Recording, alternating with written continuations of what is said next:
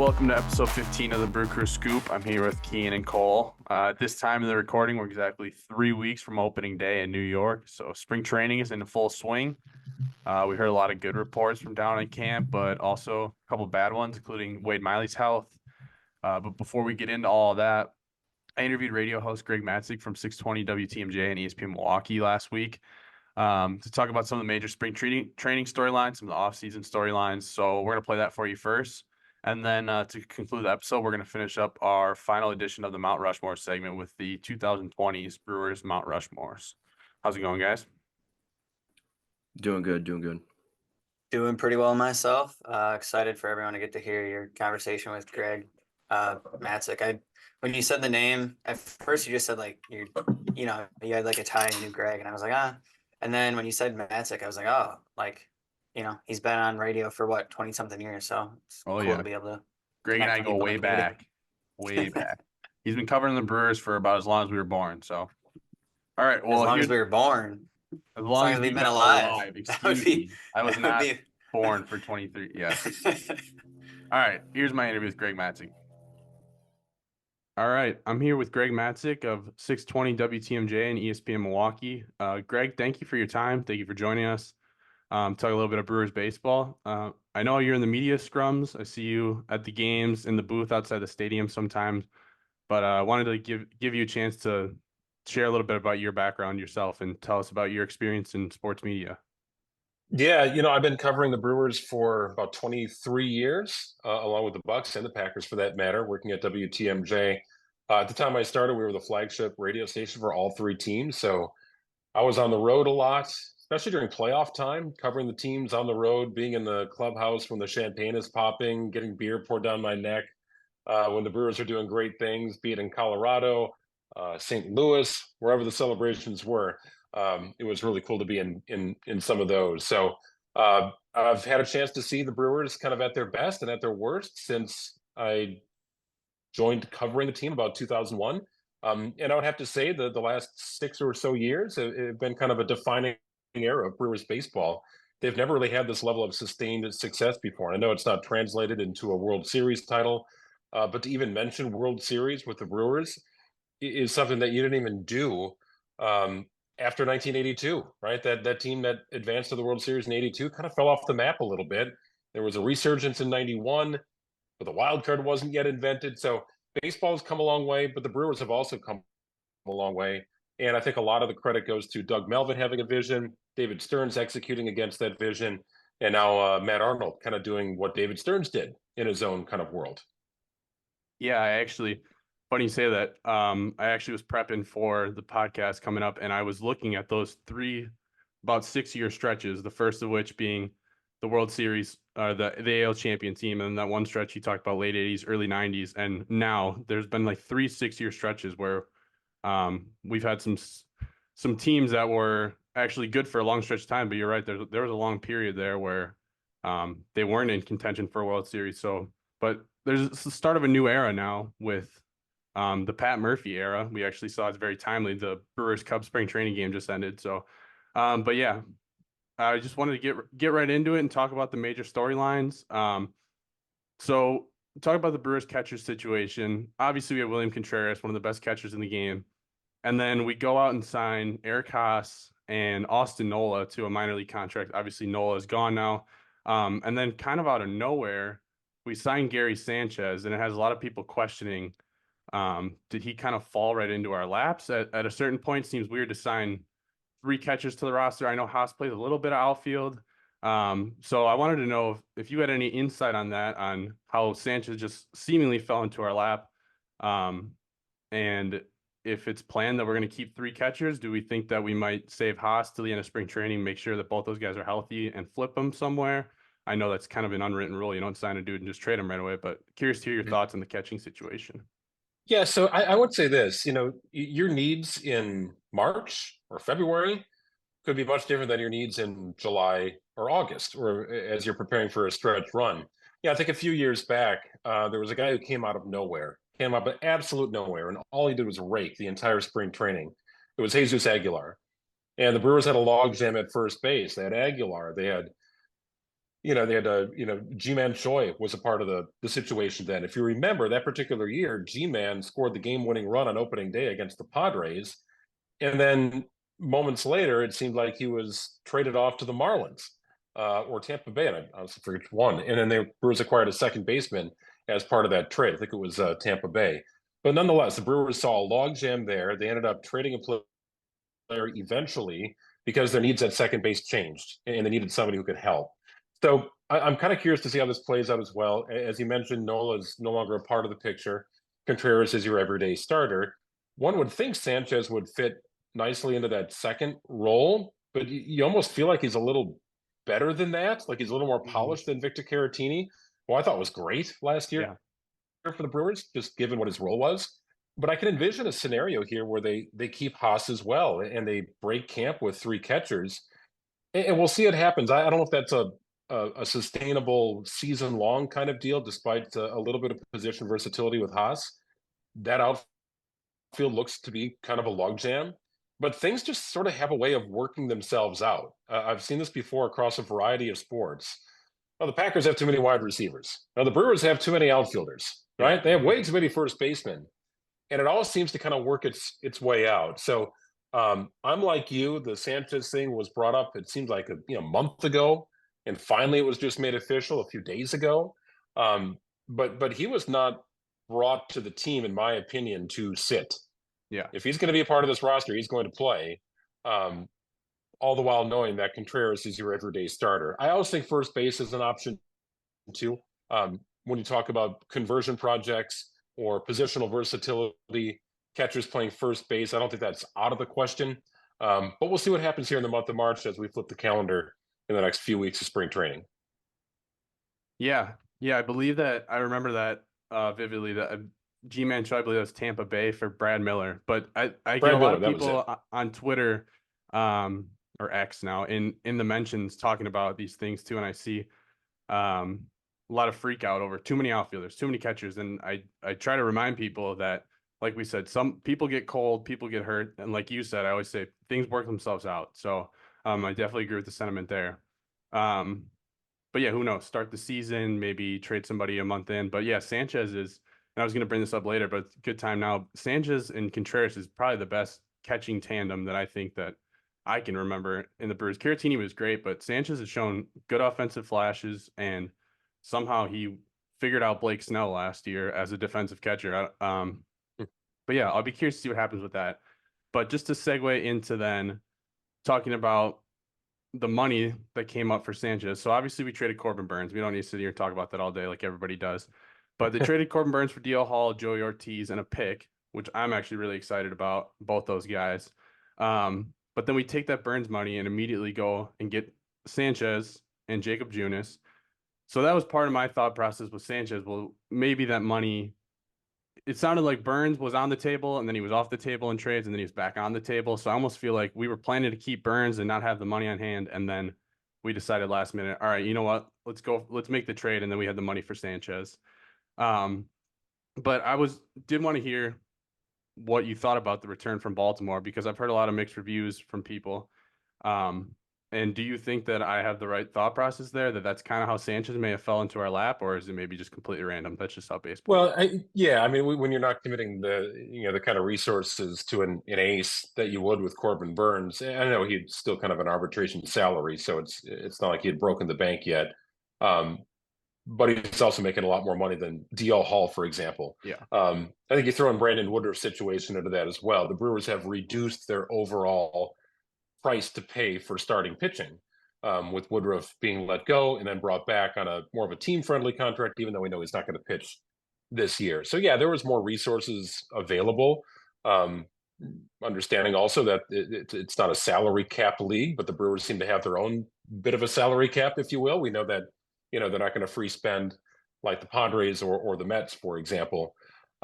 The return on investment for Burns, I think you have to wait a little bit. It's like grading a draft right away after the draft. And I thought after Josh Hader was traded, and I was not for the Josh Hader trade. I really wasn't. Just I thought at the time it was just such a gut punch to the locker room and the clubhouse that you had a first place team and you traded away one of your best players.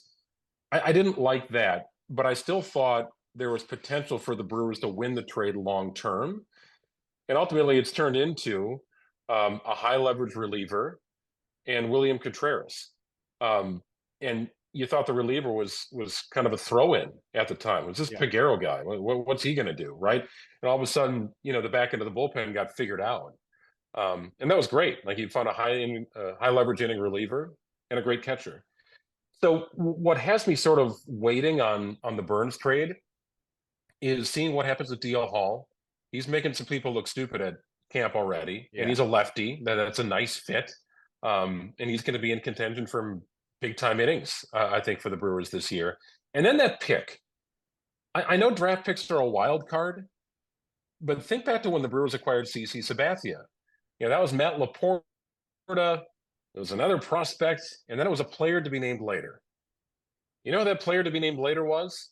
Oh, yeah. It was Michael Brantley, right? I mean, what do you have, a 15-year career, multi-time All-Star, key to the Indians' success when they were the Indians. And because the Brewers made the playoffs that year, the Indians got to choose the player to be named later. Had the Brewers not made the playoffs, the Brewers would have selected the player to be named later. So sometimes that player, and I know it could be years down the road, but it becomes a player you look back and say, oh, wow, yeah, that was the pick. That was the pick. We turned it into this guy who has turned into X, Y, and Z player. Doesn't always work out, but it does leave me kind of wanting to play wait and see mode. But DL Hall, I think, is going to be the key piece that we see on the mound. That's a lefty for righty exchange. No, he's not a Cy Young Award winner. He's got a lot of room to grow, but he's got the stuff to be really impressive. And the Brewers have made some pretty great strides in their pitching program, in developing younger pitchers, developing Freddie Peralta, developing Burns, developing Woodruff. They've taken some, for lack of a better term, scrappy players and made something out of it. Colin Ray was a legit starter last year, kind of out of nowhere, right? So I believe in their program and what Chris Hook puts together. They've got a nice pitching program in Milwaukee. Yeah, definitely. I agree with you there. And also, I know Joey Ortiz kind of seems like I feel like he's not getting as much credit as he should, just because the Orioles farm system is so loaded but if you look at his stats over 2 partial years in AAA, I mean, he has really good offensive numbers, and it sounds like his glove is the best side of his game. So I'm excited for that, but definitely I have a lot of faith in the Brewers pitching development. So as we know, the Brewers, they're always trying to keep the balance of quote unquote retooling. So we ship Burns out. We add guys like Hoskins, Sanchez. As people have talked about, this team's a little more reminiscent of, I hesitate to say it because obviously we saw what that team did, but the 2018 team, more than any team since, where they're getting away from the run prevention unit and they're really going more towards the bullpen and the offense and trying to figure out the pitching a little bit more on the fly. We have lots of options, but it is refreshing for me to see when a lot of times these last couple of years really just dying for offense. But the rotation will be a big question mark. But I'm curious to hear what you think. Do you think this team, as currently constructed, has a chance to, or not has a chance, but do you think they will compete for the division this year, seeing what Chicago has done and the Reds are getting a little bit older? Obviously, the Cardinals have brought in some help, but to me, it seems like a lot of guys past their primes. But do you think they'll be competing for the division this year? I do. I think the Pirates are the one team that I look at, and I'm still kind of saying they're a year away. I kind of felt that last year. I thought they were a couple years away, and they actually played great in the first half. Seems like every time they ran into Milwaukee, they stumbled, and that was a bit of a setback, especially around the halfway point of last season. So I don't think the Pirates are going to, do a heck of a lot in this division, but I think you could make an argument that you get 2 teams into the postseason, and then it's kind of a toss-up. People tend to sleep on the Brewers, and I get that. People tend to think the Cubs and Cardinals are the class of the division on a national perspective. I also understand that. But the Brewers year after year seem to be a surprise team. So how many years can they continue to be a surprise team before you look at it and say they're well coached, they're well managed, they've got more talent than people want to give credit for, and they're finding a way to mix in youth with some veterans who are aging but still productive. And, I think Pat Murphy said it best. Sometimes the younger players can help energize the older players. You talk about veteran leadership, that's a thing, but sometimes the young guys can make the older players feel young again. And I think it's going to be an incredible year for Garrett Mitchell. We did not get to see much of him last year. He looked like a guy that was going to get Rookie of the Year votes, in my opinion. He's got the flair for dramatic. He's got the speed. He's a great outfielder. The left-handed bat with enough power, especially playing in Milwaukee. I think he is due to have an incredible bounce back after what I know for him was really disappointing the way he was injured in Seattle last year. So, you look at a guy like that and say still kind of unproven at the major league level, but just oozing with talent, and a guy that I think at some point, maybe not right away, but at some point I think is a leadoff hitter in this lineup. Yeah, I agree with you. I know a lot of people think that Mitchell doesn't have a very high ceiling, but I'm optimistic about him, and I agree with that. Like you say, the flair for the dramatic. I don't know if you were able to catch the spring training game today at all, but he scared me in the first inning. Jason Lane sent him in the first inning, and he got beat by 4 steps at the plate and kind of took in a little bit of an awkward collision, but he's fine. But that scared me a little bit, a guy who was out for so long last year. So that was fresh on the brain. But yeah, so talk about the young guys energizing the team. I had an interview a couple weeks ago, and the guy is a draft analyst, and he talked about Sal Frelick playing second base in college. And I said to myself, wow, I can't believe the Brewers haven't entertained that yet, with Turang struggling and all the outfielders. And within a week, we got the reports that Sal Frelick is going to be playing some infield. So we've seen him at third base. Mm-hmm. A lot of people were wondering all offseason if they trade a young outfielder. I'm glad they didn't. I'd like to see how it plays out. But how much infield do you realistically think that we see from Sal Frelick this year? And I know it's all fluid. It's going to change a lot. But in your opinion, how much do you think we'll see him in the infield in the regular season? And how do we think that affects Chourio or Turang on the opening day roster, or will they be starting in Nashville? Yeah, there's a lot of sort of movable pieces here, right? I mean, you got an outfield that is loaded, where Chourio, Garrett Mitchell, Yelich, Weimer, right? I mean, that's just the start of it. And Frelick is another outfielder, and an outstanding outfielder. We saw it last year. All those guys can play defense. Out of that entire group, I would say Yelich is probably the lowest end defender out of that group. And Christian's pretty good. I think he's a pretty good outfielder. He was a Gold Glover, but I don't think you look at him and say that's a Gold Glove talent. I think you look at the others and say that they have Gold Glove capability. Jury's still out, I think, on Chourio. I think he's got all the makings of a great outfielder. We saw it from Weimer. His defense was great. Frelick's defense was great. Mitchell, I think, is a really good defender as well. But, some of that discussion is, how do they develop? Who's hitting? Who's hot? Right? Weimer was not great at the plate last year. Hopefully he showed some signs of growth here in year number 2. Also, how long do the Brewers have Willy Adames on this roster? Right. Because Brice Turang is a natural shortstop. And while he struggled at the plate and was sort of bouncing back and forth, his defense, again, you're talking about a Gold Glove caliber infielder whose natural position is shortstop. So if there is some kind of move with Willy Adames, and I wouldn't be surprised to see it, the Brewers have made him a very lucrative 9-figure contract offer, and he's turned it down. I know that from a source close to how everything is operated. They did the same with Corbin Burns. They know that long-term, they weren't going to have Burns, and I think they know long-term they're not going to have Willy Adames. The question is, when do you pull the trigger on a clubhouse leader and a guy who also can hit 30 home runs in a given season? That's a big question mark. But if he does get moved, I think Turang's natural position as shortstop, I think he fits into there. And likely, if you're moving Willy Adames, you're maybe not as concerned about the postseason. So you're willing to give him some leash. But there's a variety of moving parts here I see in play. But the idea is to get Sal Frelick used to more positions than he was last year. They think he can handle it. And it also tells you what they think of him as a player. They want him in the lineup. Yeah, he's a gamer. Frelick, he's a really fun player to watch. Yeah, I agree with all that. And it sucks to know that, like you said, I didn't know what you just said about the offer being turned down, but we can all kind of speculate that those things have happened behind closed doors, and he's probably not coming back.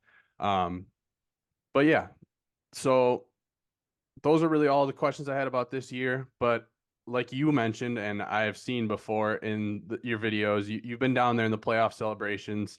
Very jealous of that. But I wanted you to leave us with your favorite moment covering the Brewers. There's a lot.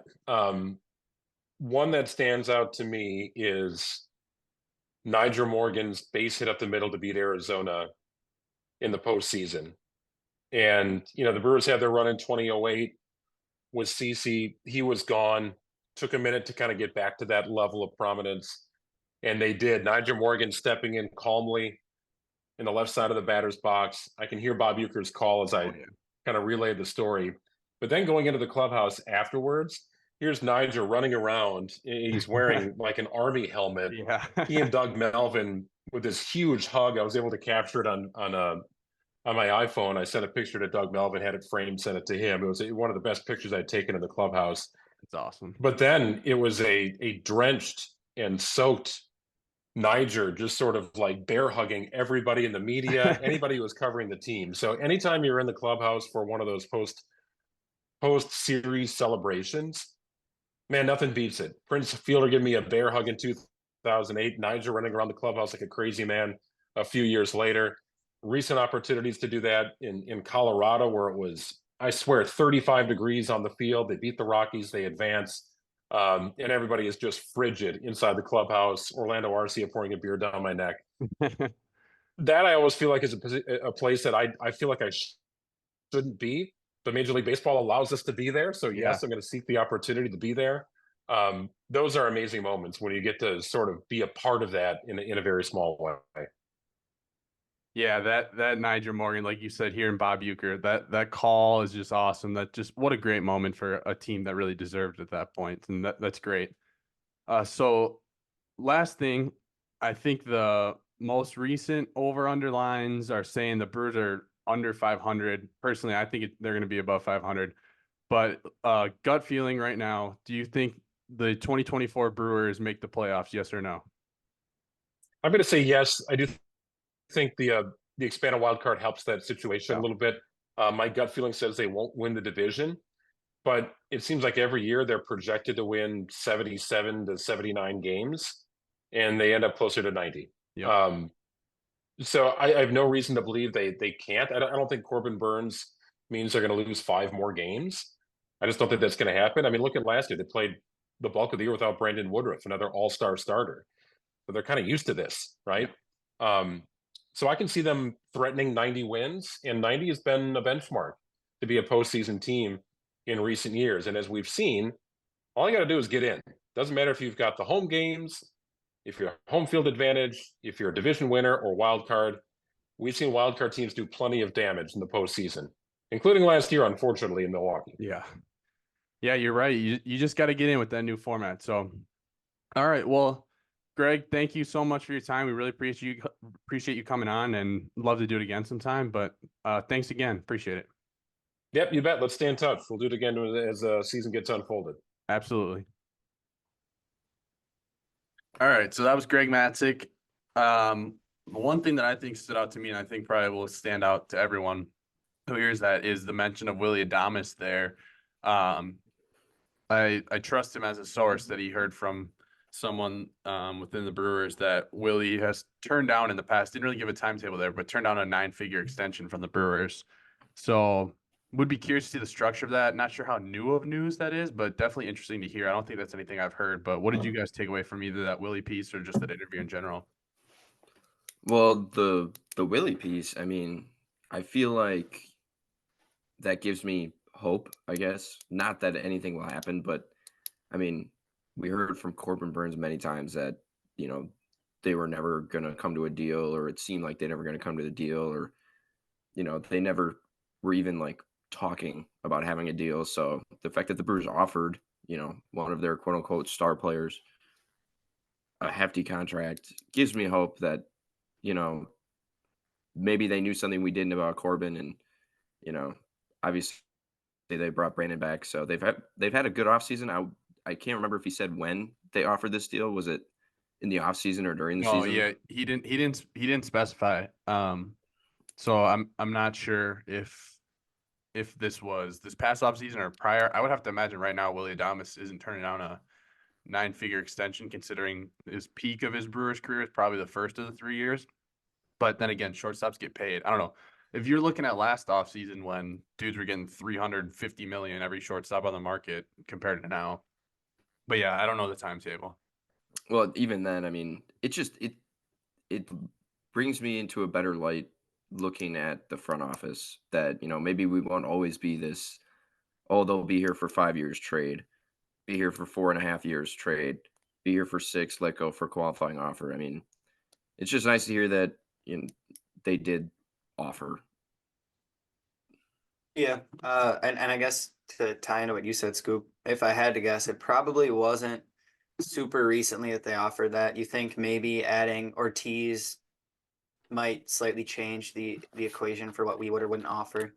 But it was promising, and I think also just some of the like insider stuff that Greg mentioned, like being in the locker room for a lot of those big moments is just really cool, and just his experience being around the team, and like you mentioned, he's covered the team for as long as we've been fans, and he was a fan long before that as well. So he's been around and probably isn't as prone to like an overreaction as a lot of fans are, and he's not exactly the Stephen A. Smith type of sports personality, Right. not just looking for clicks. So yeah, just good insights and a little pullback behind the curtain. Yeah, absolutely. So getting into some of the stuff that we didn't talk about in that interview. So the first to get the negative out of the way, because we've heard a lot of good things from spring training, honestly. But the one negative is the already weak starting rotation. Now we heard that Wade Miley got a bad illness over the offseason, lost a lot of weight, and was behind schedule already. And then we heard there was a minor shoulder issue. Just Tuesday, so 2 days ago, Pat Murphy said don't count him out for the first week, and then that same day he threw a 17-pitch bullpen. And he said he felt great, so that's good to hear because going into the season, the first week with Freddie Peralta and Colin Ray and Jacob Junis doesn't sound too promising. But Wade Miley, I think we really need Wade Miley to back up Freddie a little bit because he's the only other proven starter we really have. Yeah, Yeah. Oh, go ahead. I was just gonna say, it's probably more positive messaging than anything. I don't know for sure that this means he's going to be ready opening day, especially if his limit was a 17 pitch bullpen. He's got some working up to do, so we'll see. But I mean, worst case, I mean, we talked about this a little bit too, but we still have a little money to spend possibly too if we need another arm, and you can never have too many arms. I think I just listened to an interview with Matt Arnold. He was talking to Dom Contreras, I believe. And he mentioned that rhetoric as well. And like you look around the league, look at the Dodgers, they have like 12 legit starters, which is obviously because half of them are injured. But you can never have too many arms. So I think whether or not he's ready for I guess the second game or one of those first 5 where he slot in is a question. But at least he's on the right track. Obviously, you don't want him to push it, especially because he's, a little bit older and all that. So that's my take. I mean, this is the risk that you were taking by signing him again. I mean, he's never given the Brewers a full season. I mean, out of the two, I didn't really expect that this year either. I guess he's just kind of one of those guys that's injury prone, or he's just one of those guys that doesn't like to push it. Because you never know how bad it could get. But I believe they're happy with what they have. But that just makes me more excited that we'll see, Gasser and hopefully Misiorowski not as early as I want. Early. Not that early. I'm not saying them that early, No, but I I'm know. thinking that they are believing that if something does go down, like mid to late, that they're not totally worried about their depth. No, I know what you mean there. We'll get into Misiorowski, but I agree with you. It'll give, if there's still guys kind of fighting for a spot, it might give an extra week or two to say a Jansen junk because Scoop wasn't able to ship him off to Japan. My fake. I don't know, like just to kind of get a feel too. Just to kind of get a feel too for what some of these guys are going to look like, because DL Hall's stretching back out to a starter. We can't really expect him to go 6 every outing, right? So we might be looking at a lot of guys kind of piggyback in long start. Even Junis was a reliever last year, so I don't think we have any guys that are lining up to pitch 7 a game as of now, other than maybe Freddie. which is kind of daunting, I guess. But And not even really. Freddie's not exactly, because he he doesn't go throws deep a in lot of games. pitches. So Yeah, so we are gonna have a lot of, I think, kind of, and I don't know, we're stretching guys out too though. Brice Wilson's getting stretched out, and there's a couple other guys I think that are probably aiming to go more than just an inning this year. So we might have a kind of different looking approach where guys are going 3-4 innings, and another guy's taking the baton for 2 or 3. Which Yeah, no, I really believe that's where Aaron Ashby's like the wild card of yeah, like the beginning of the season. he threw better today, I guess, because his first start was really rough, but he still had some control issues. But apparently he looked better, and he's sitting like 94. So yeah, hopefully he's usable. If he can be just average, I mean, like that shores up like the whole fourth Yeah. or fifth guy in the rotation. I mean, I think he's huge in determining how well we get out of the gates.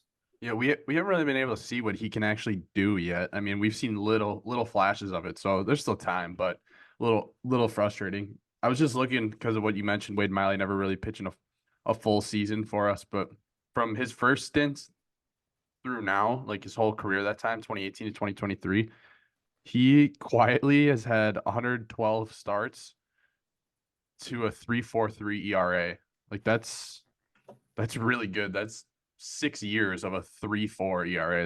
That's honestly, and 112 starts. So he's not making 30 starts every year, but he's making 20-ish or something. 20-ish starts. So going to his age 37 season. But yeah, we definitely are going to rely heavily on him. So, but yeah, none of those guys really go deep. And I know we said Ashby, we just saw he was sitting like 94, touch 96, which is good to see with that shoulder issue he had last year. But also, and we don't want to put too much stake in his first couple outings, but his first couple outings, he struggled a little bit. So I would give it some time for a guy who didn't throw last year to get his command back. But overall, like you said, he is going to be that X factor, definitely.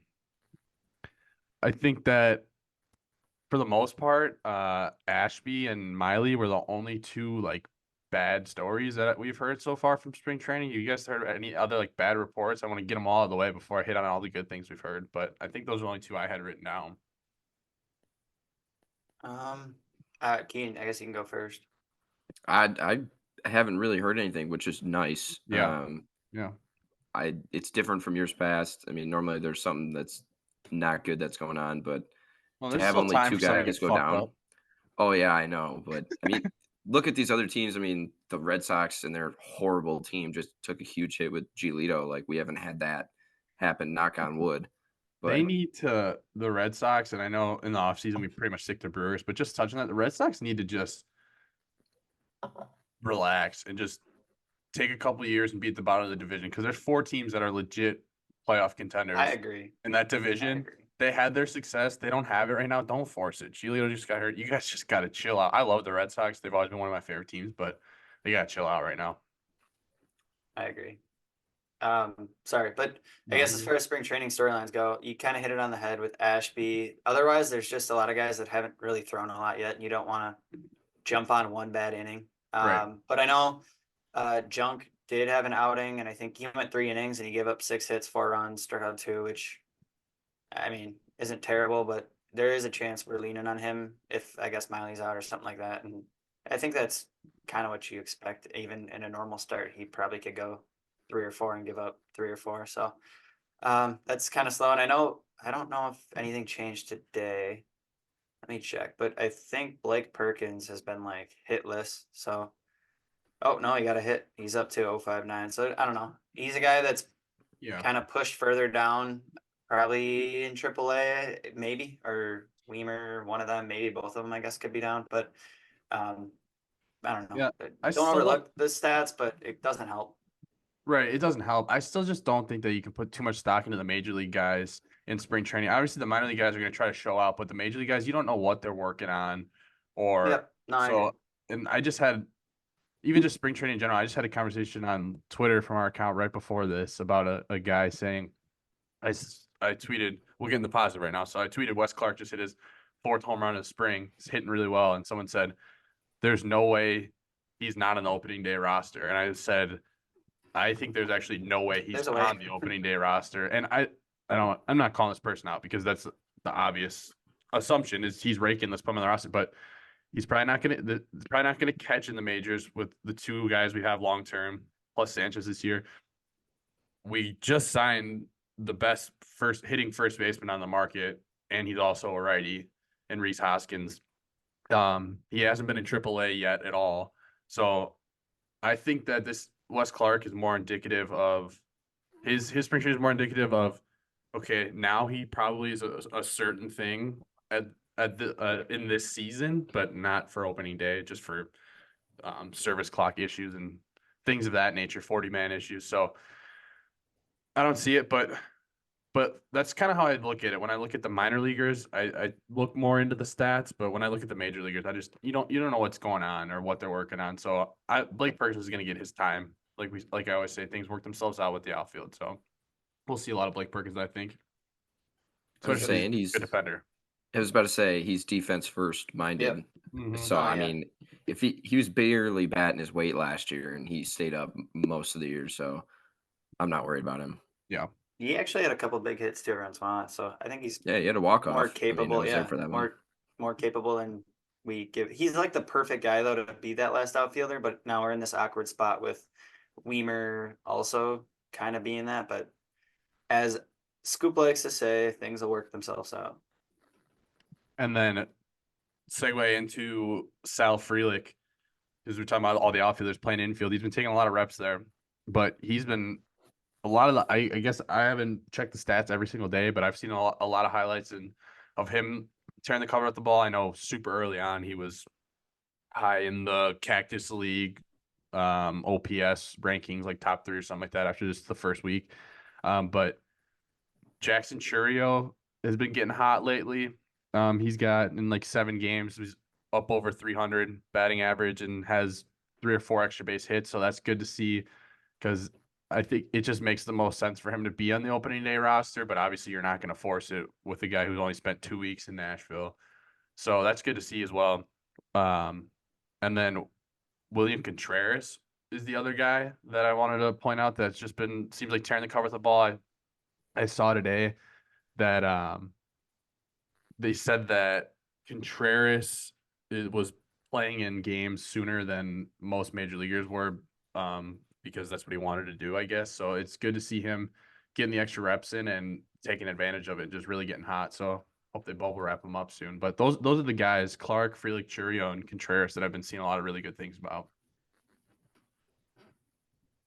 Yeah, I think a lot of our big league talent has honestly been hitting pretty well. Other than I know Weimer started a little slow, but he's working on his swing and at least trying to maybe cut back on some strikeouts or something. But we'll see. He's got time to work it out, and if he really needs, he's got time AAA if he wants to get right. But I guess some of the bubble guys that I've seen is Oliver Dunn has been real hot, and he's been playing second and third. So obviously 2 positions that we would like to have a guy that we could put there, or the perfect flexibility, I guess, between positions for what we're trying to fill this year, possibly, especially if he's able to provide some of the bat that he's shown in the minors. And then actually Eric Haase, he's been hot too. I guess 7 hits and 14 at bats, 1 double, 1 homer. So, he's making his case and his push for 3 catchers for maybe some time in the corner outfield, which I really doubt. But if he's actually able to provide somewhat of an at bat in a pinch, which again you wouldn't think he would do or have to do it, he's making his push, or at least he's helping his value. But those are kind of the hitters that, other than the big ones you talked about.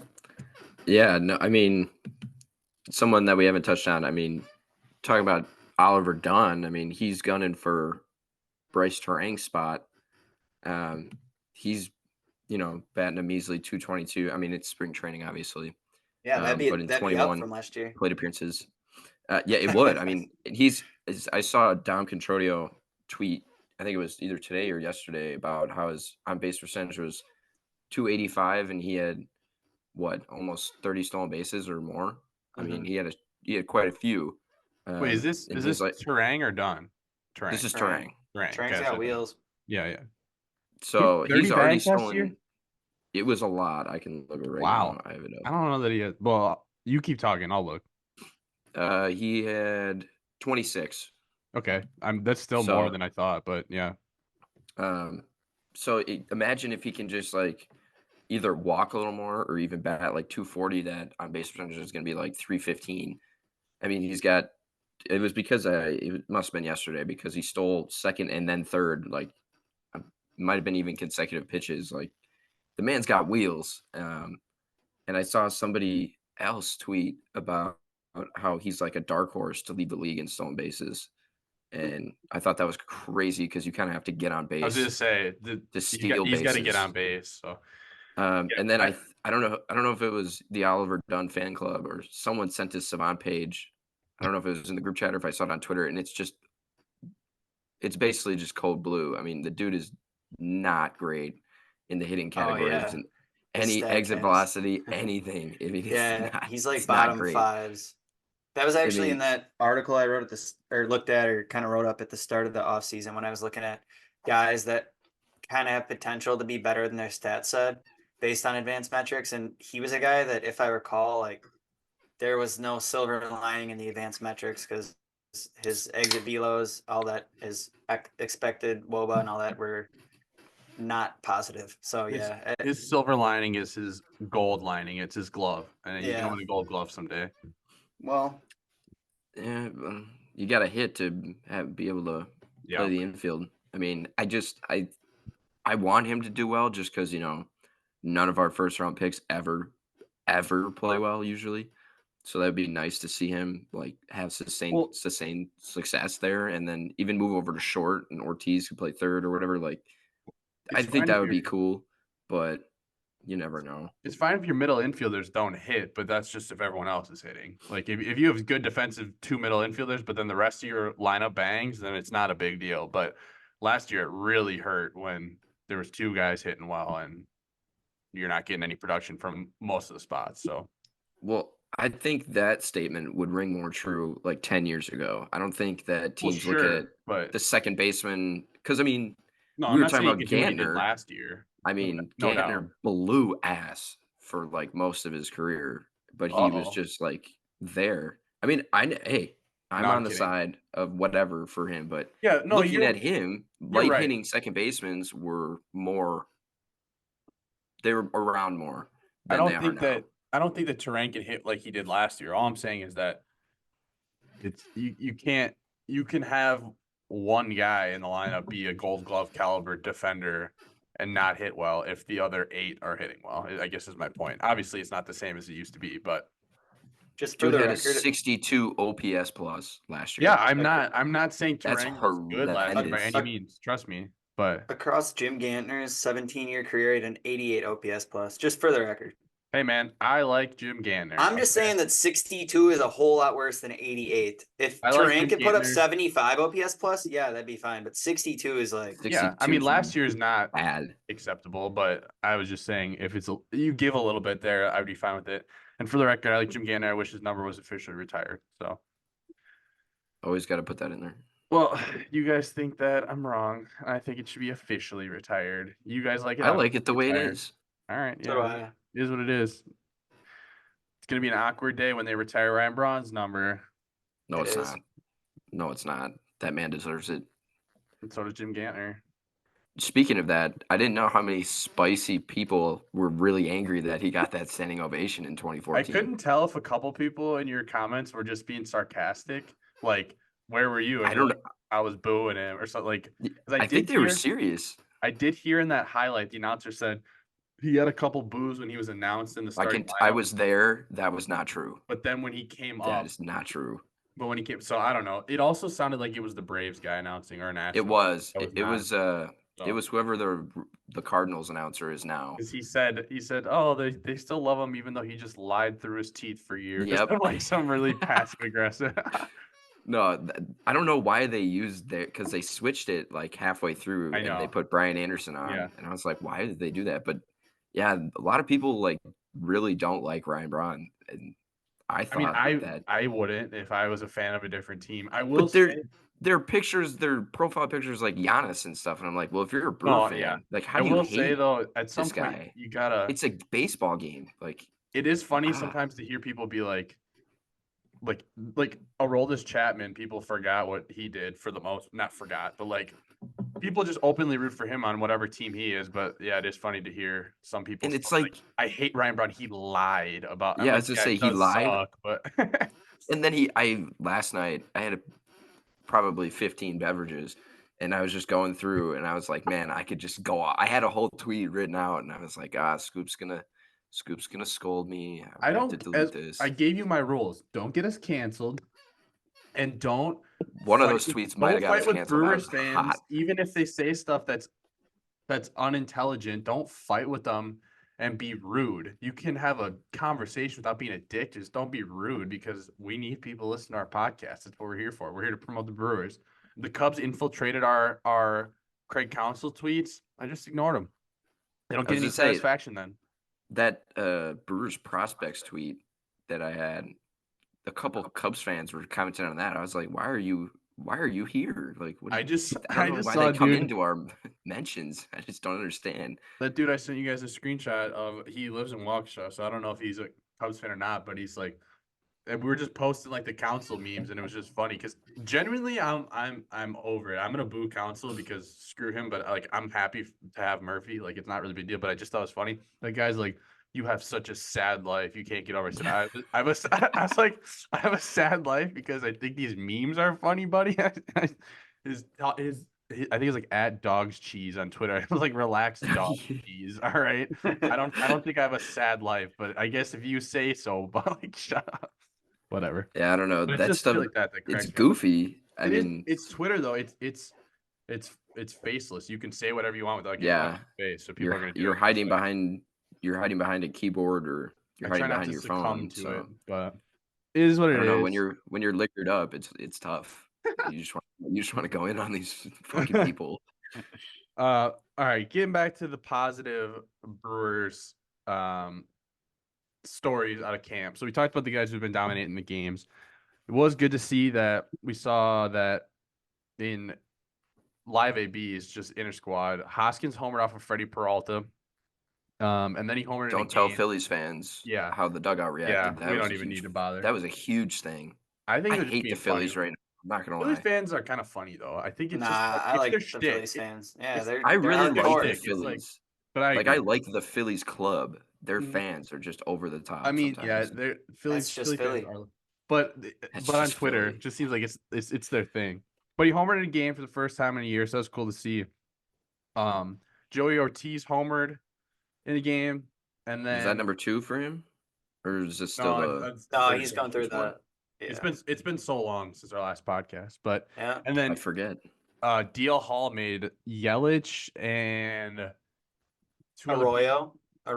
and then there's Hoskins, Yelich, and Arroyo made him apparently look silly. I saw little clips, so that's good to see. Heard a lot of really good things about DL Hall. Obviously, a lot of Brewers camp is really going to push that after trading Burns, but I'm here for it. Dude dominated the playoffs last year, so seeing a lot of good stuff. I'm happy. I admittedly in the past have not paid a ton of attention to spring training before doing a podcast, like just little tidbits. I'm really locked in now, but it seems like a lot of positive reports, so that's good. And then Jefferson Quero home run on the 12th pitch of an at bat in a game. Saw today a tweet from Dom Contreras talking about runners are 3 for 8 trying to steal on him. And then the quote from, let me find it right now. The quote from Pat Murphy said he's the crown jewel of the organization. Obviously, Murphy's kind of a jokester sometimes. It might be stretching the truth, but I see a lot of people. I'm a big Quero guy, and I see a lot of people saying that they're not so sure about him yet. But obviously, we'll see. But hearing a lot of good things. I mean, if you have a glove like that, I mean, they'll find a Right. spot for you. Like I think that he's probably the most slam dunk guy that you'll see like have a 10-year major league career just because of his glove. You could be a backup catcher. I mean, Martin Maldonado bats 204 with 10 home runs. And Yadier he Molina had a stayed in the 20-year league. career, and he fucking sucked at hitting. So, And on the home run at bat, it was a 12 pitch at bat with 8 foul balls, I think. Yeah. Those are the ones that, like, That's as a kinda how you pitcher, get you're to just 12 begging pitch for it to be at-bats. over. Yeah. Oh, Well, I was gonna you don't say- need 8 foul balls, asshat. Well, you would need at least what, 7? Thanks. I Yeah, think. well, you don't need 8. Rarely do you see at bats like that end in home runs either, Yeah. which is like crazy. Jesus Aguilar would like to talk. But I miss that was guy. that was in that game Sunday where I did like the quick Statcast dive in. So really quick, if you guys don't mind, I'll quick just Yeah. dive into the high performers, I guess, which Chourio had basically 200 plus exit velos. One of them being that, I think, game opening double, if I recall. Yelly hit a lot of balls really hard, and he hit them right into the ground, except his triple. So same old story, I guess, for Yelich, where fans are just gonna, or at least fans into some of the advanced metrics, are just gonna hope that he changes his launch angle, and we'll see if that has any dividends. But it worked last year without it. So if he's an on base and bag stealer, that's cool. Willy hit the home run in the first inning, 108 exit velo. So he smoked it, and then he struck out his next 3 at bats. So that's kind of the Willy that we know. Hoskins actually also, he had a single, I believe. Walked twice and struck out once. Garrett Mitchell hit 2 balls, 98 exit velos, a double and a single. So that, you love to see that. Love to see him starting to strike the ball a bit. Arroyo actually had 2 singles as well, and he's hit pretty well throughout camp. So he's another guy battling for a spot.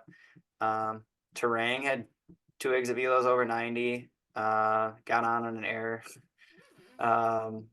Weimer actually had a single and didn't strike out, so that's a success. And then we already talked about Quero. He also had a single as well. And then in that game as well, it was the game DL Hall actually appeared in. And he, like you said, threw really well. He went 2 innings, and he said I heard an interview, and he said he treated it kind of like a start. So he had a kind of extended warm up and stuff. So he's still working into that. Freddie actually started the game, and he actually gave up 3 runs in his 3 innings.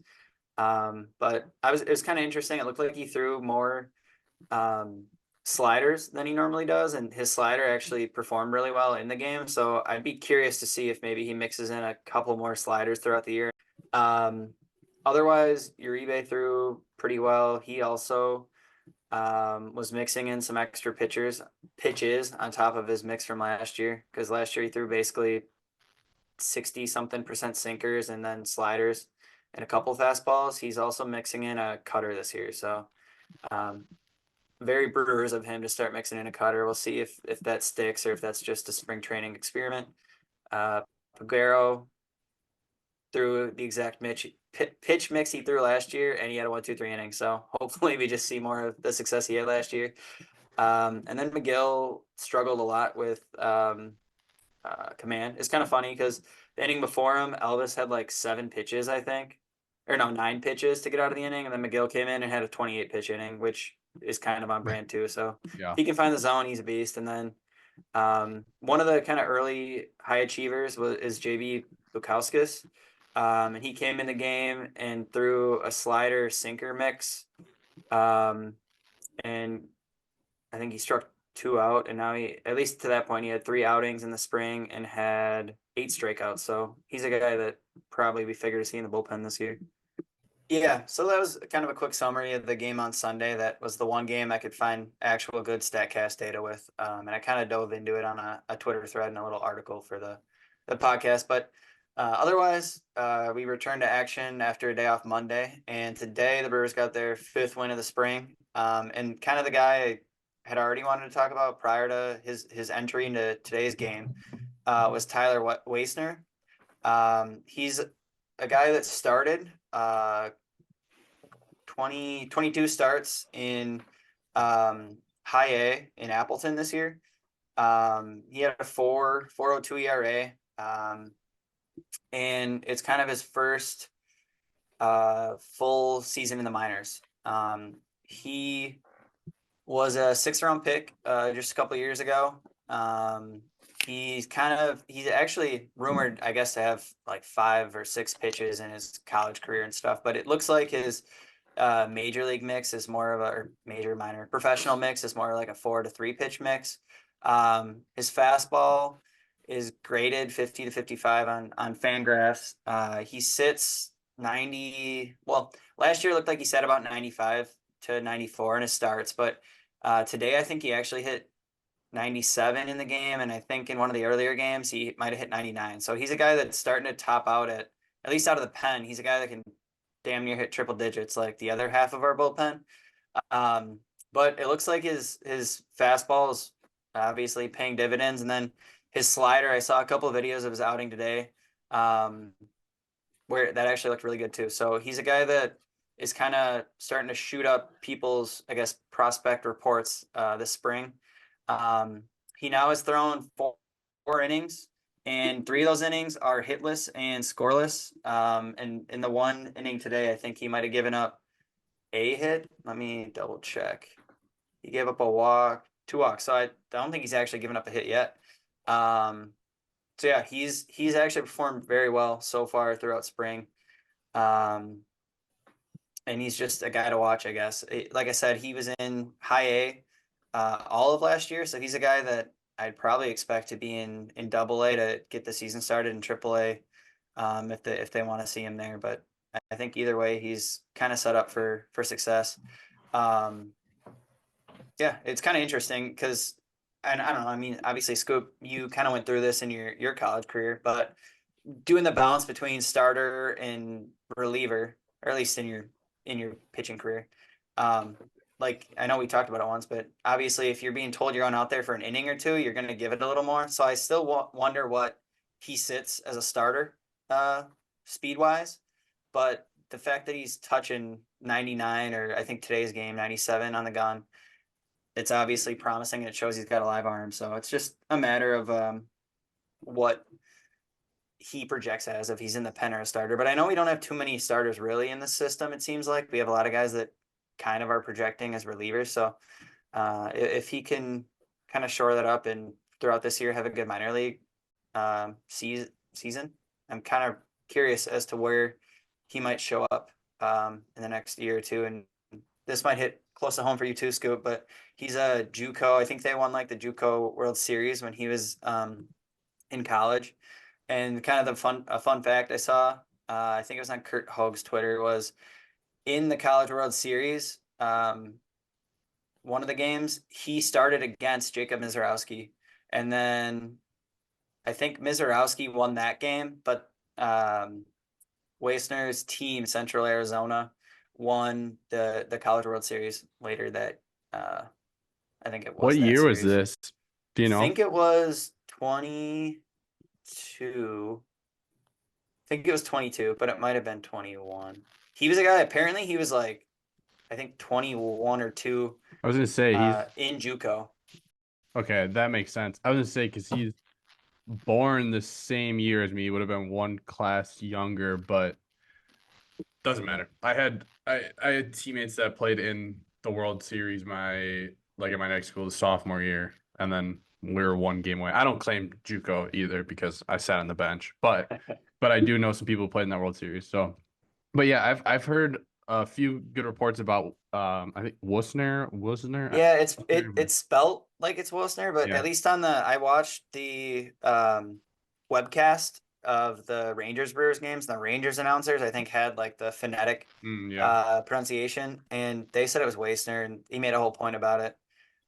So that's what I was going with. But yeah, he's a guy that, like I said, or like you saw, I'm sure he projects if he can figure out those secondary pitches still. He's 6'4", he's listed at 230, so he's big boy. He's a big guy. That mixed with the hair kind of makes me feel like a glass now. Like that's what I see. I haven't seen much video of him, but I feel like for the most part, when you're a fan of the major league team and you're in the city of the major league team, the good minor league reports you hear are always the guys on the brink, like in AAA, or the really high prospects in AA. So it says a lot that I heard a lot of, or not a lot, but comparatively, I heard a good amount about him last year in high A. So that always says They're something. actually today, I guess Pat Murphy said that's 3 times now. 3 times he's been over here, and I'm going to ask for him again. I love him. That kid looks really good. So that's pretty high praise, I guess. So a guy to probably keep an eye on. But obviously he's not fast tracking and skipping over Miz and some of those other guys, but Right. just a name to watch. One thing that I meant to mention when we were talking earlier about the like the hot starts or the good topics, or whatever. Pat Murphy fucking rocks. Yeah, dude. Like just as like hearing him talk about the team, like he just seems like he's enjoying it a lot, and I'm happy for him. I was a little worried that he'd be a little too much of because everything you ever heard about him was, yeah, the dudes love him, but you just hear the jokes all the time. And that's great for any coach that's not the dude in charge. So I was just a tiny bit worried that, but obviously he had the head coaching experience. And every interview I've heard has been perfect. Every report I've heard, the vibes look great. He's riding on that fucking scooter around. Like Craig. That was awesome. Craig Ass Council could never do that. Riding around a scooter. Fucking, he'd be up punching his calculator with Stearnsy and the boys. So I love it. He's a player's coach. He's got, I don't know, like I hear interviews from dudes around the league that, you know, either he got recruited by or played for in the minor leagues, played for him in the minor leagues. He coached in college. So a lot of good stuff, and the vibes are great. I love it. That's the part of having a young team too. There's trade-offs, and the energy looks great. So hopefully those young boys can energize the older players, and it won't matter. But I'm excited for Murphy, definitely. All right, we had technical difficulties, so Cole and Kian have switched on the screen. So, so first thing, as long as we were talking about the prospects, MLB dropped their new top 30 prospects for each of the teams, and there are 1, 2, 3, 4, 5, 6, 7, 8 guys that are 2024 ETAs for the Brewers in their top 30. So that's exciting to see. Obviously, number 1, Chourio. Number 3 is Quero. Number 4 is Tyler Black. 5, Joey Ortiz. All 4 of those guys, I think we'll see pretty much for sure that this year, as well as actually number 6, Robert Gasser. And then number 8 is Carlos F. Rodriguez. 22 is Oliver Dunn, and 25 is Wes Clark. I think there's a real chance we could see at least 5 or 6 of those guys. So interesting to me, though, and what I said we were going to bring up again later is Jacob Misiorowski is 2025 ETA, which who knows, but he was just reassigned to minor league camp, which not a surprise. But last year there were talks before he got shut down with that minor injury that there's a situation where he could possibly come up and be a bullpen guy in a playoff race. And then obviously once he got injured, that got shut down. But then they said if he had gotten brought up, that they would probably be messing with this whole wanting him to be a starter in the future. So I thought it was pretty clear they want him to be a starter. So I did see some back and forth on Twitter about, is he going to be a starter? Is he going to be a reliever? Seems like the plan was for him to be a starter, but him being reassigned to minor league camp and having a 2025 ETA on that website, I was curious what you guys think about his chances of making it to the majors in 2024, and if you think he'll be a starter reliever. I know what Kian's gonna say, so I'll go first. I don't know if we'll really see him this year other than an outing or two, but it's really hard to predict injuries and stuff. We just have so many arms, and why rush him or start his clock? But at the same time, it's hard to keep a guy like that down if he's going to keep dominating. As far as the starter reliever, if he just can tune in that fastball a little bit and not have any control worries, I don't see why he couldn't be a starter. And kind of our org, I mean, look at our rotation. We could use a starter in the next year or two. So hopefully he's a starter in 2025. But well, I'll let Kian take it away for key things. I believe this guy is going to be a reliever, and it's going to be soon.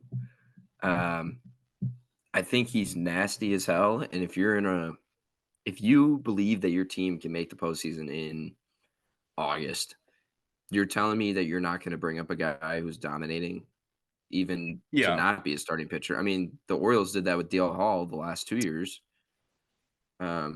He spent a little bit of time in 22 and then obviously pitched for them in the playoffs in 23. But I mean, I just don't understand why you wouldn't want to put your best team out there. And he, right now, if it weren't for like our nasty bullpen, would probably be one of the, like, if you put him on any other team, he could probably be their second or third best reliever right now. Well, I think, but that's the thing, though. Obviously, you're not trying to put him like that, because sometimes when they get in that role, they get stuck in that role. Yeah, but at the same time, he didn't. I don't. Correct me if I'm wrong. I'm looking right now. He didn't tear up AAA, did he? So He last year. Oh, he didn't even make it. But didn't he have No, fatigue? he didn't He make had it arm AAA last year. fatigue. Right. Like, But he you has said problems. you said you want to put the best team on the field right now. Blah blah blah. Well, Well, Misiorowski, if you put him even as a though he reliever, projects to be I that good, think he he would be could. But nasty in AAA here's bullpen. his career They double A did the same stats with last year. Hader. He had a Hader was a 5.5. starter up Yeah, but until like his last couple weeks in AAA, all and right. then they brought him up. I think we're I arguing think the about bullpens look different at the time too, though. We just have so many guys. There's no reason to push him in there. If and 4 guys go down, then sure, it makes sense. But as of now, why? I think my push point him, is let Or him not figure it out Pagero, already. Pagero and Pyops aren't nearly as good as they were last year. No. But I'm just saying my I mean- point is that Misiorowski isn't ready yet. He had a 5.57 ERA in 5 appearances in Double A. I mean, dude's basically really only been in Single A, so he's not even close to ready. I don't see him being up early. I was just wondering if you think we see him at all this year. Either way, it doesn't matter what we I sit think here and argue. I think we see him up. I It's mean, up to debate. 100%. I think Just not at the anytime end of soon. August, I think if he's in Double A and hopefully Yeah. moved up to Triple A at that point, I mean, I'm not saying he's going to start off the team. I don't think that's the case. But if Well, you better not you're say in, that. if you're in August and Pyops has a 4 ERA and Paguero's not nearly as good as he was last year, Bryce Wilson's not good. I mean, why wouldn't you want to add somebody that you believe can go out there and get quality outs? I mean, it wouldn't make sense to me to keep him down just because he's a starter. I mean, you always want to put your best team out there, like I said earlier, and if he performs as well as we think he should, that would be a big piece to add and get him quality experience. Yeah, and assuming he's down for it. He's a guy that could get a similar deal to like Ashby, where once he gets a taste, we know what we see, we like what we see, and we give him we buy out and buy a couple years or something. So his clock might not be as big of an issue. But I think back to what Scoop said, just he still has a lot of high level hitters to face in the minors before he even gets to the majors. But I think all reports are that he has the stuff. So yeah, he's got the I stuff. was I gonna think Misiorowski would get way more money than Ashby though to buy out ARP. I think yeah, Ashby got like yeah, 5 years, 8 mil or something crazy low like that. But it's not 5 years, 8 mil. keep talking. I think it was 6 years, 26 million or something like that. Oh, maybe it was. Hold on. Yeah, that sounds right. 6 years, 24 million, or I think it was something like that.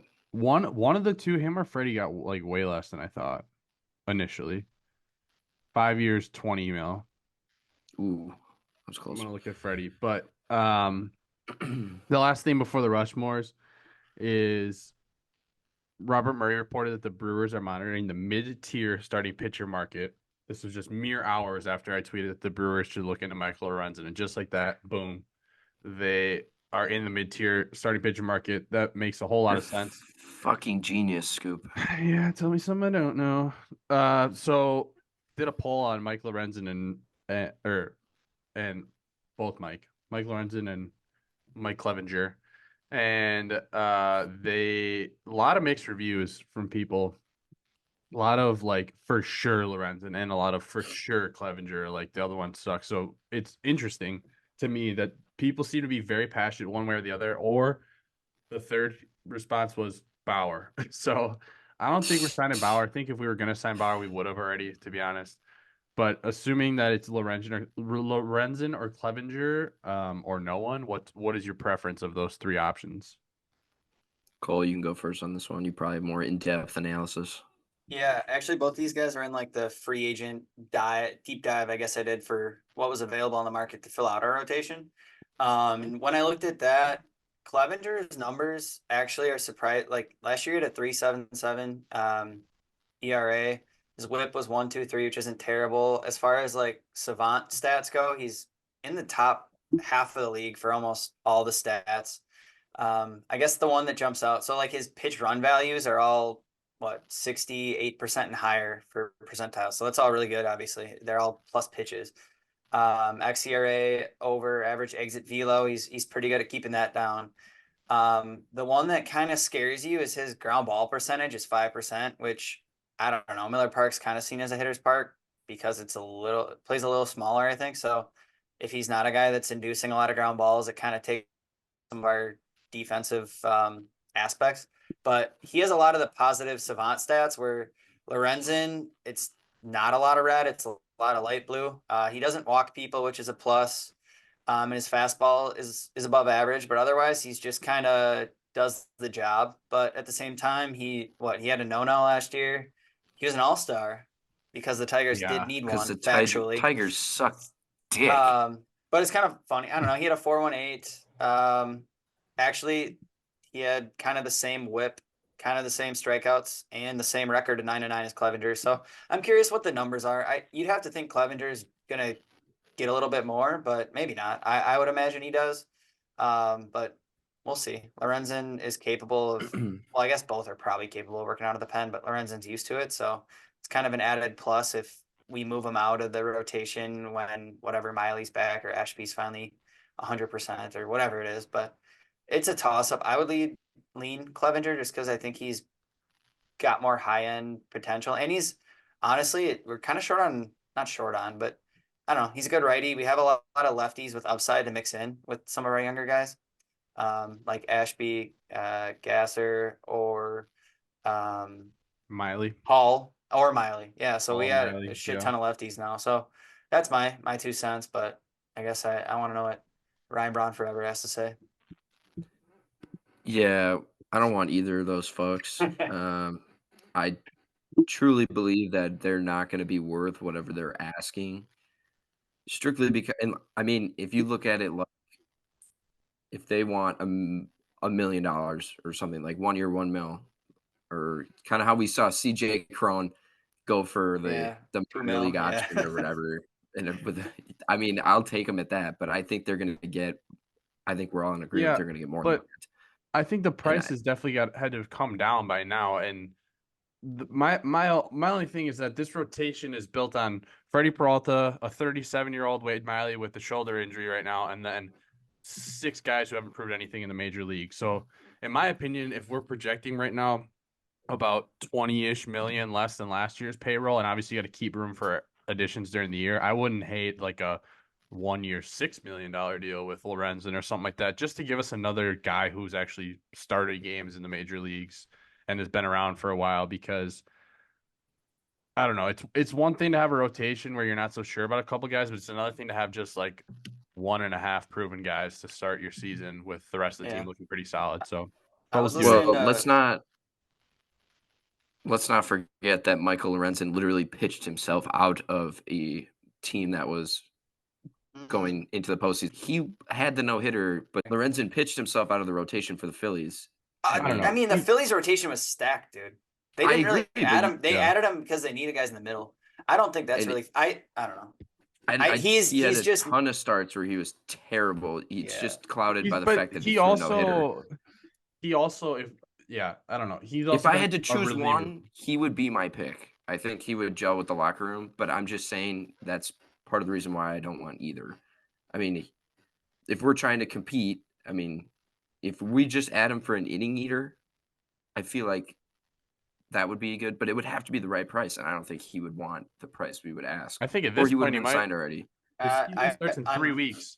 On foul territory, they said who knows? But whoever they were talking to said he wants a 2-year deal at about 8 or 9. Yeah, which, I did. Who knows? But I did see that. Fuck that. And I think Clevenger will be more than that. So, yeah. Yeah, we don't want. I don't think that we want a 2-year deal in the rotation necessarily right now for a guy like that. Just because I don't disagree. I don't know. I don't hate it, but just because of the fact that we have like 5 or 6 guys that we're gonna want to try out this year. But by the way, Freddie Peralta signed for 5 years, $15 million. That's what I was thinking of. So he got way less. Aren't there This is the escalators? This is the last year of that deal, and then he has 2 $8 million apiece club options the next 2 years. So 5-15. Those are being picked up. What a deal! 100%. Yeah. All right. So we did 2010's Mount Rushmore last week, and we all had Braun, Yelich, and Lucroy. I had for my 4th Gallardo, Kian, you had Kane, and Cole, you had Hader. So I put out a poll on what the correct answer is. Had a lot of people who didn't fucking read commenting saying, "What about Ben Sheets?" Like fired up. A lot of people be like, "What the fuck?" And then, so then we explained it to him. We got 325 votes on this poll. 9% said other, so I'd have to imagine some of that was Ben Sheets that didn't actually exist. And then a lot of Carlos Gomez comments, which I would have thought of off the bat. Fair enough. But then when you look at the stats, I feel like the other guys are more worthy. But No, definitely. not more worthy than Lorenzo. Not to be an ass, but we went over the thing. He had Well, more WAR even than Lucroy. yeah. Gomez did. You I know, guess, yeah. Carlos Gomez was a bench player on the one playoff team he was on. And then Lorenzo Cain had the second lowest percentage with 18%. And Giovanni Gallardo had 34%, and Josh Hader had 39%. So good job, Cole. You got one right. Yeah, Fuck well, you, Cole. you guys just wait for the Mount Rushmore this week because I don't think I'm winning. I All right. really didn't put much thought into this one. I'm not gonna lie. Yeah, I can tell by all of them, Kian. The Hey, man, 2020 Mount Rushmore for the Milwaukee Brewers. First, this is my trivia question. I didn't want to tell you guys, but I not really discovered, but was refreshed when I was researching this. So, for the period of this Mount Rushmore, 2020, 2023, the Brewers have had 6 different All-Stars, and obviously no All-Star game in 2020. So the last 3 years, 6 different people represent them at the All-Star game. 5 of them were pitchers. That's Burns, Hader, Peralta, Woody, and Williams. So the 2 relievers and the big 3 in the rotation. Can you name who the one hitter was? Shit. It was Omar. Omar It was Narvaez. Omar Narvaez, Yeah. 2021. In a year that he finished with a 743 OPS, which actually was better than I thought. He was good at the half though. He was hot. good He at was the like half, a pretty legit. And All-Star. I remember he was a legit All-Star. But Didn't we send like 4 guys to that? that All-Star game? Wasn't that the one we sent like a All maybe 3 it wasn't pitchers. Yeah. Hader, No, I think it was. It was Hader, Peralta. I think it was 5. I think it was Hader, the big 3 pitchers, and Omar. I think the 3 years that we've had 5 is 18, 19, and 21. So, anyways, I just thought that was interesting because I saw that. I was like, man, Omar Narvaez is the only hitter that we've had. No Yelich, no Adames, but. Do you want my fun fact that I know you know the answer to? Yeah, I do. When I was looking at it too, I kind of just was looking at who made the biggest contributions each year, obviously. And the pitchers it's a pretty similar story, and the hitters changed a shit ton. But Kian, can you guess? Actually, you might have saw it in the chat today too. Can you guess who, as far as hitters, led the 2020 COVID season team in WAR? Oh yeah, that was You Jed. saw it? Yeah, Jed Jerko, baby. Yeah, I mean, Dude, Jed was good. I was in the same boat as Scoop, or I think that was you who said like you were begging for him, or like Not begging, but hoping that they would re-sign him, and then he literally never played again. That's how bad the 2020 team was. That at the end of that year, when I was thinking, how the fuck do we rebound from this? I was saying the one guy that we gave the 1-year deal on that I'm give me Jed Jerko back, and that team was so fucking bad that the player that I wanted back to be our everyday third baseman or first base or whatever ended up never playing Major League Baseball again. So. I saw it. He went back and he seems like he's like a huge family guy, like on his social media and all that. I think a picture like his kids and whatever. But I think he went. Yeah, him. I think he went back. I think he's from West Virginia and he was coaching like a prospect team and stuff. So it seems like he just was ready for the next step in his career. But I don't know. He was good for us that year. Casey McGee just took I think D2, maybe mid-major D1 or D2 head coaching job. Casey McGee. So this year, University of Wisconsin Parkside. Yeah, right. All right, so Mount Rushmore for the 2020s. We can get this out of the way. Corbin Burns. I know you guys all have. I'm not even gonna ask. Nope. He in his time here in his 4 years, he went 37 and 22, 102 starts, 600 plus innings, 765 Ks, a 2.86 ERA over that stretch. The FIP was about the same. WHIP just under 1. 11 Ks per 9. He was the Cy Young, an All-Star 3 times. He also finished in the top 10 in the Cy Young 3 more times on top of the win. He led MLB in ERA, FIP, home runs per 9, Ks per 9, Ks per walk in that Cy Young year. He had 28 plus starts in all 3 of the full seasons and 200 Ks in all 3 of the full seasons in that stretch. 14.9 WAR, and he dominated the Braves in his 1 playoff start in 2021. The combined no-hitter. Obviously didn't do well in his start against the Diamondbacks in the playoffs, but he did have 1 really good start in the playoffs of his 2. So Yeah, even like we talked about, obviously him a ton this offseason, but even in a down year like this year, he still had the best whip of qualified pitchers. And in the 22 season, he actually led pitchers in, I think, starts and strikeouts. So something to be said about a starter that starts I think and he had takes the ball. like 230 some or 240 some Ks that year, which is Yep, absurd. something like that. Mhm. Yeah, he was all right. All right, Kian, who was your second choice? Why don't I always gotta go for second? So you guys Yeah, can roast especially me. because you're about to ruin it. Yeah. You guys Who do always you make who fun do of you me. who do you think is the second one we all have? I don't know. I mean, I feel like Oh, I come always on. feel like mine are slam dunks. There's a But correct it's answer. got to be Woodruff, right? It's yeah. I don't on. have Woody on mine. Get the You fuck out of here. I suck. swear to God, I So don't. All right, bad, Let me Cole. do this first. Terrible person. Dude, you're an idiot. I wanted to say him, but All right. there was someone else I felt I had a note. And the problem with Woody is he kind of gets overshadowed by Burns, and he wasn't as available. His numbers are great. He just All right. wasn't as available, and Brandon doesn't have a Woodruff tie. had, I'll say, a little less stats than I did Burns because Burns obviously was the king of this. But in 81 starts, he had 566 strikeouts, 473 innings, 2.76 ERA, 2 complete games, a shutout, 152 ERA plus. So the ERA and the ERA plus were actually better than Burns. A little bit smaller sample size. Little bit lower whip than Burns at 98.98. 10.8 Ks per nine. He was an all-star, Cy Young number 5, finish in 2021 behind Burns. And even though he was recently injured, he tied the league lead with 13 starts in 2020, and he had 30 starts in 2021 and 27 starts in 2022. Total 12.6 WAR. Cole, you're normally a big WAR guy in this exercise, and Yeah, the problem right is up I there. also wanted some positional diversity because you Yeah. probably could have just went with our 3 biggest starters and then a relief pitcher. So we'll get to it. I wanted to put Woody on there, and I think he probably deserves it, but his innings, just like we talked about, Burns had what, 600 innings, and Woody had 400 across that span, basically. 473 versus Yeah. 622. So I mean, he basically missed a season. He basically missed a season. So, okay, who do you think is the next most likely to be on both of ours, Cole? I think that we all have to have Devin Williams on your list. Correct. I had his numbers. I'll run through them quick. 206 games, 1.75 ERA, 54 saves, 200.1 innings pitched, 323 Ks, a 241 ERA plus. That's just a crazy number to see. Yeah. 2.26 FIP, whip just under 1, 14.5 K per 9, 7.5 WAR out of the pen is a huge number. 2020. Obviously the shortened season, and if you guys remember, his stats were like unreal, but it was also only 27 innings. Yeah, I believe so. 1 earned run. He finished Cy Young 7.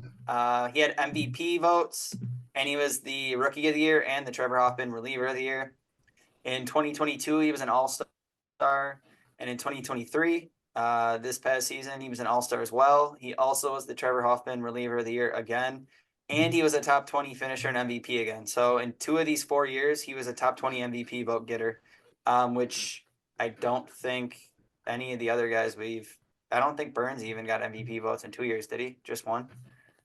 Maybe he got 2 votes. Yeah, I don't have it in front of me, but either way, like I've talked in the past, obviously the WAR conversation gets hurt for a reliever, but when you have the best player in the league, aside from what MLB The Show says about Devin Williams, when you have the best player in the league at a position, it says a lot to me. So he's on the Rushmore for that. Yeah, David Bednar, the undisputed best player in the NL Central, according to the Show 24 today. 8 points ahead of Devin Williams. Kind of ridiculous. Ian, do you not have Devin Williams on your Mount Rushmore? No, I do. I was just fucking with you guys. Don't fuck with me, all right? Yeah, don't fuck me, Kian. Too late. All right, Cole, who would be your quote-unquote third choice then? Because my third would be the highest WAR getter among hitters since in this decade to date, and that's Willy Adames. I also have Willy Adames. The thing about Willy is he does it on both sides. So he's got 11 WAR since he was traded here in 21. And if you recall why he was traded, the Rays were opening up a spot for their star prospect, Wander Franco. And you got to wonder how that's worked out for him since then. But Yeah, no anyways, shit. we were lucky enough to receive Willy in that deal. And he came over and had 99 games in the 21 season and actually finished MVP 16, which if you remember, we were like, he was insane. And obviously playing short at a high level that year. He had 26 doubles, 20 home runs, 61 runs, 58 RBI. And he had an 886 OPS in those 99 games. So if you project that out for a full year, that's what, 30 home runs, whatever, 33, 34 doubles. He would have had an insane full season, but And those 99 games were huge. and incredible defense. And I felt like that year he had so many clutch moments. And he, like, you could just instantly see how big of a guy he was for the Yes. locker room too. Even though he's still young at that time, especially, he already like just took the presence of being a kind of a cornerstone quick.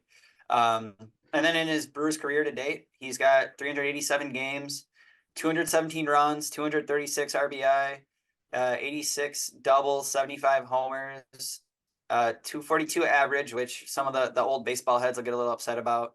319 OPS, which relative to his strikeout percentage, I think is a decent number given his batting average. And OPS is 774, which is still good. OPS plus 111 plus his glove. Like I said, he has positive OWAR and DWAR, so he's doing it on both sides. So he's not by far, but he is the best hitter.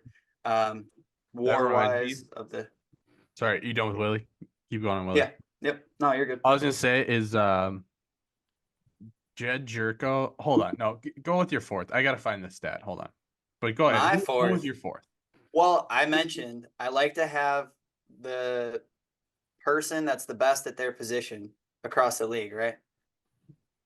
So Yeah. I took the highest paid manager because up to date he hasn't even managed a regular season game for the Cubs, right? So I took I took the best manager of the last 4 seasons of the 2020s, and he just got paid as such. The Brewers tried to make him Craig at counsel.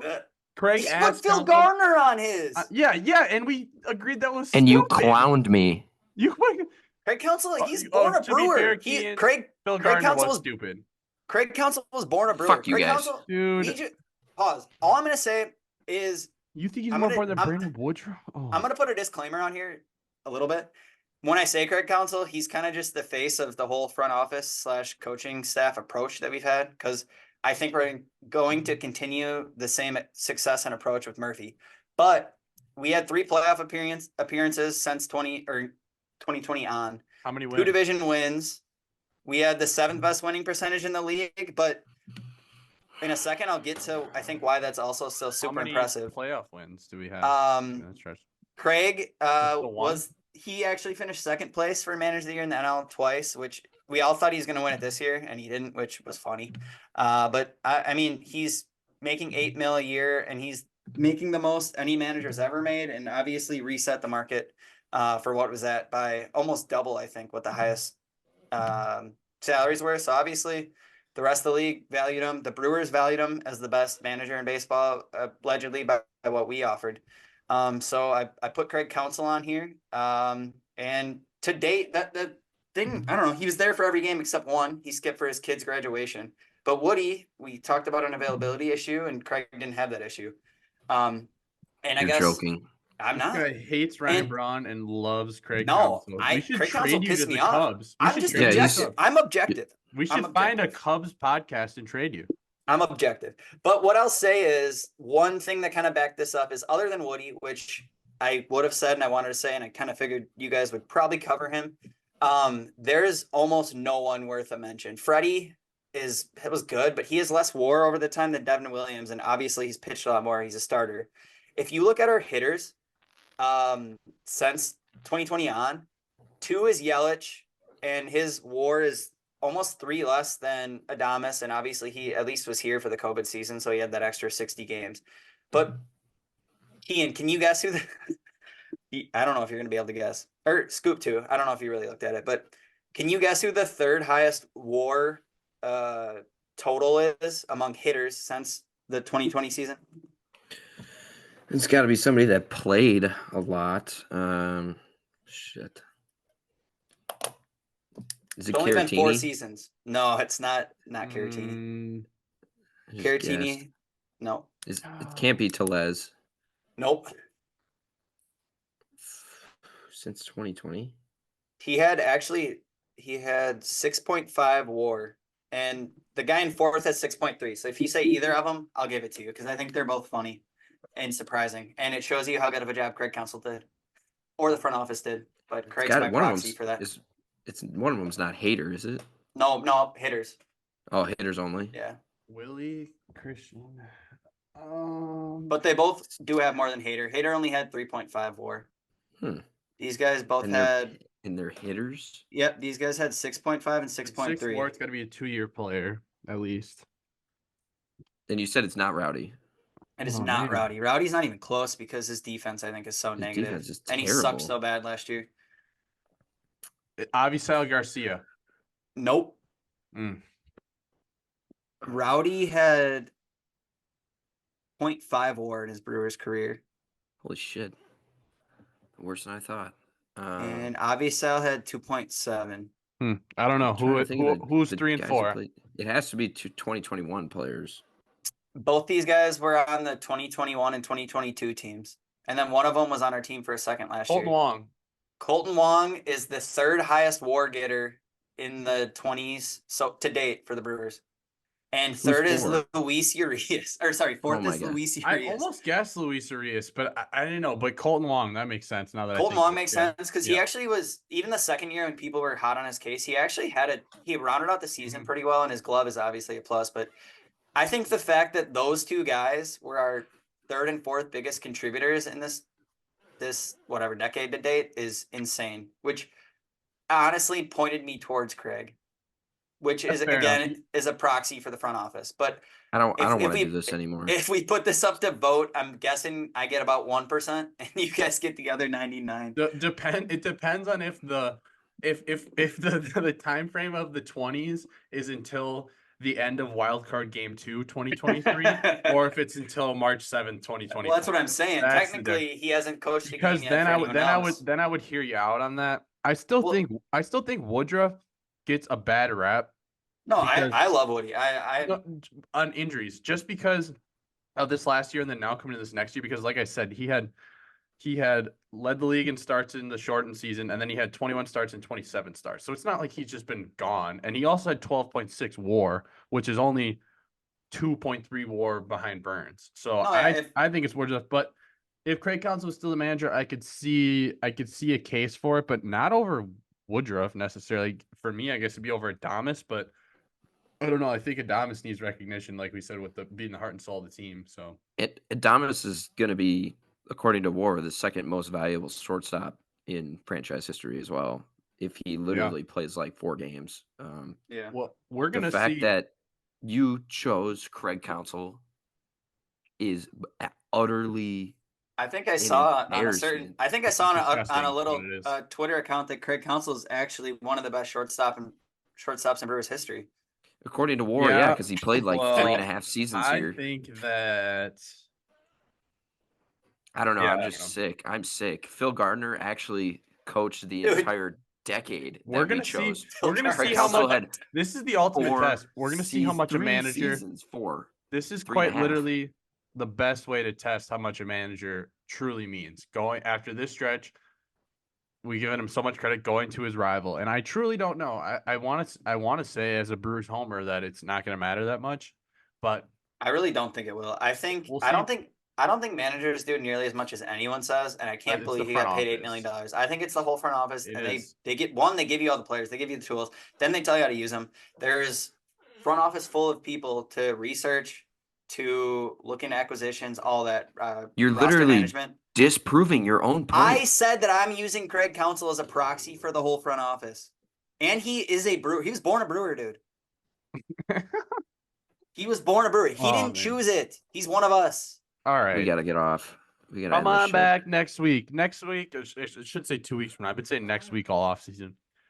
Come back 2 weeks from now. We're gonna get into once a week during the season, but 2 weeks from now, we are going to be right on the brink of the first games. The Padres and Dodgers opening up in South Korea, I believe it is, and then shortly after that, the Brewers are going to start their season. So 2 weeks from now, we're going to do our 2024 predictions. We're going to do division winners. We're going to do wild cards, playoff predictions, and then we're also do MVP, Cy Young, Rookie of the Years. And also, I just added today, I think we should predict who the Brewers All-Stars are going to be this year. I think that'd be a fun little add to that. So come back in 2 weeks to hear that.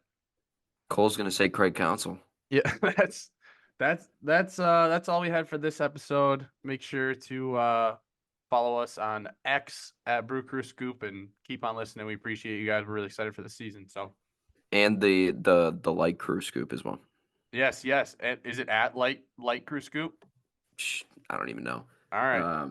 I can look here. Just give me 1 second. Shameless plug. It is at Light Crew Scoop. Just At Brew Crew Scoop, at Light Crew Scoop, at Rope Cole for our articles, our stats guy. All right. Yeah. Go Brewers. Bye. Soup.